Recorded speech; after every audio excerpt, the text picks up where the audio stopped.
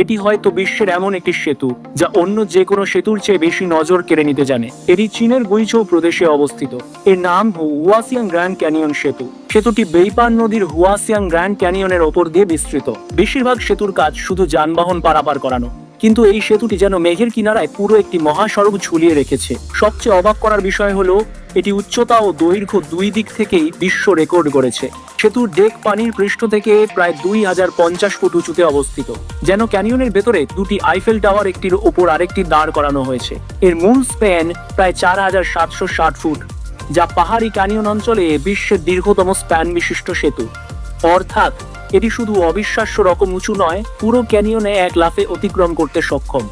তবে এই সেতুকে সবচেয়ে বেশি আলোচনায় এনেছে এর নিচে তৈরি হওয়া জলপ্রপাত। এটি সেতু থেকে পানি চুইয়ে পড়া নয়, এটি সেতুর নিচে লুকিয়ে থাকা একটি বিশেষ পানির পর্দা ব্যবস্থা। সুড়ঙ্গ নির্মাণের সময় প্রকৌশলীরা ভূগর্ভস্থ কার্স্ট অঞ্চলের পানির উৎস খুঁজে পান। এরপর সেই পানিকে সংরক্ষণ ট্যাঙ্ক, পাইপ, ভালভ ও ছিটানোর মুখের মাধ্যমে সেতুর নিচে সমানভাবে ছড়িয়ে দেওয়া হয়।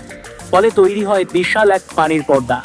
দিনের বেলায় এটি আকাশ থেকে নেমে আসা রূপালী জলপ্রপাতের মতো দেখায়, আর সূর্যের আলো পড়লে সেখানে রংধনুও দেখা যায়।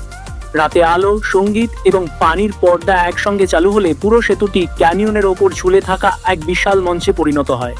আরও অবাক করার বিষয় হলো এটি শুধু যানবাহন চলাচলের জন্য নয়।